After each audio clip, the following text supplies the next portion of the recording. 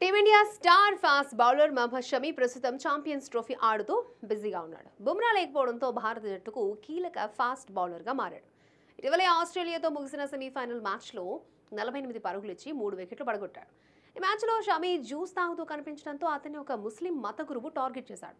పవిత్ర రంజాన్ టైంలో షమి ఉపవాసం లేకపోవడం ఇందుకు రీజన్.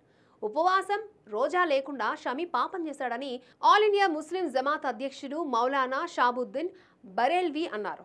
షాబుద్దీన్ బరేల్వి మాట్లాడుతూ ఇస్లాం రోజా అనేది తప్పనిసరి అని ప్రకటించింది.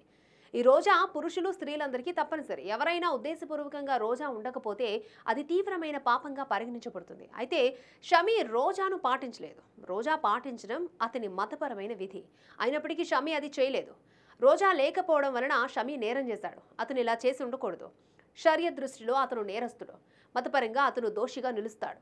ఇస్లాం యొక్క బాధ్యతలను ఖచ్చితంగా పాటించాలని నేను అతనికి సలహా ఇస్తున్నానని ఆయన చెప్పుకొచ్చారు. అయితే షాబుద్దీన్ షమీని విమర్శించిన నెటిజన్స్ మాత్రం ఈ టీమిండియా పేసర్ని అభినందిస్తున్నారు.